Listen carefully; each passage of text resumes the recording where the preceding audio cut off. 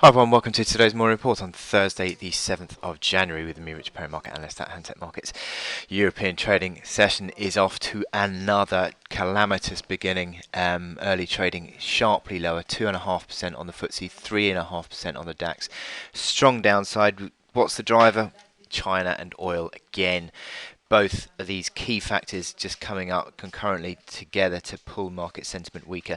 You got oil price, which is 5% lower yesterday. It's 4% lower again today. Sharp declines, multi-year lows across Brent crude and also WTI. It's a pretty bearish situation that we've got at the moment, and that certainly isn't helping the Chinese situation either. Demand in China is a real concern for the general market sentiment, and we had again the circuit breakers being hit on the Chinese equity markets today. The 7% circuit breaker that the Chinese authorities have put in place was hit early on in the session, and this sent shockwaves across the Asian markets, and that's just filtered straight through into European trading. And what we have got is risk sentiment off completely lower today. Safe haven trades are strongly higher. Just have a look at first of all oil. Big decline. That's about 14%, 14, 15% to the downside in oil just since that peak of 1340 that we saw back on Monday. Incredible sell-off that we've seen in oil, and that 1340. If I actually send you back, that's look how close that is now. These lows here from 2008 on Brent crude, 2008 low December was 32.40, basically hit that just below today, but that sort of means that there could be sort of a move back towards $30 now. That is obviously a clear psychological level on WTI, so a big downside move. Similar sort of picture on Brent crude, already having broken below that 2008 low. In terms of safe haven trading, well, we're seeing the treasury yields sharply lower again as markets continue to consider the fact that world growth and also the US is not going to be able to sort of sustain such a move. You had the Fed meeting minutes out last night. And to be honest, it's not a massive surprise for me because it suggested that there was a close call on the rates decision. I think it just means that the Hawks are going to have a strong. I think the Hawks are going to have a struggle to push through all these rate hikes. Stanley Fischer was on CNBC last night talking about the fact that he thought the 4 rate hikes were still on the table this year. I don't see that happening, and I think the market is telling us that as well with this sharp decline on the yields. The 10-year yield back at the lows seen in December.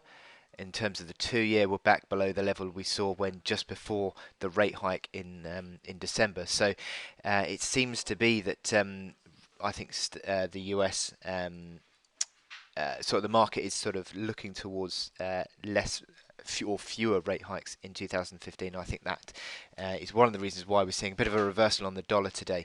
The dollar is slightly lower, just lost a bit that upside impetus that it had in the past few days. The euro has gained a bit of ground, but again, I think the euro could come under a bit of selling pressure, but I'll talk about that in a little bit. But certainly at the moment, markets are under a lot of pressure. Now, okay, so what have we got to look forward to today? Not a great deal to drive sentiment other than the US weekly jobless claims at 1:30. 275's expectation there, and that would be basically back towards the levels that it had seen for most of the last few months, really. So that would be seen to be as a pretty average number and coming in front of the crucial non-farm payrolls decision tomorrow. So that takes you to my chance of the day, which is silver today. Silver has been struggling. I'll just quickly show you gold because has gold had a breakout yesterday and a big base pattern breakout. Silver, in comparison to that, hasn't been able to make any sort of real inroads into a recovery, and that is because you've got the double-edged sword of the cyclical nature of silver in conjunction with obviously the safe sort of like the precious metal status. But I think the cyclical nature of silver is being the drag and that is why that you're struggling to see any real traction. And you can see that you had the resistance at 1440, which is that old floor, became new resistance again, hitting new resistance in December. I think any sort of gains on silver is a chance to sell. I think that's what this chart is telling me. You're still seeing all the moving averages falling. You're still seeing the momentum indicators bearishly configured and sort of failing on the RSI around that 50 mark. You've had a bit of an uptick on the stochastics in the last few days with this little mini rally, but I don't think it's any sort of real recovery that is going to be sustainable. I think that it's going to be a recovery that's sold into. It's struggling around that $14 mark. Again, that was a bit of an old floor. That seems to be every time we've had a move intraday this week above 14 bucks, it's been sold into. 14.19 was the high that we saw on Monday. I think that that's going to be again a resistance in place. So I think that silver is a real chart that we could see a bit of a rally that gets sold into. Not a great chart to show you from the hourly perspective, purely because of all the gaps that we see, but certainly I think that pressure is still on silver, and this little mini recovery that we've got is going to get sold into.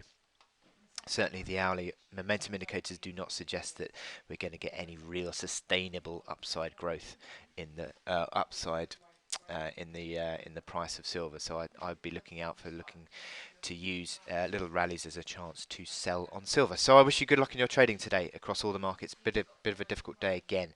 So lots to going on, and I wish you good luck, and I'll speak to you later. Thank you.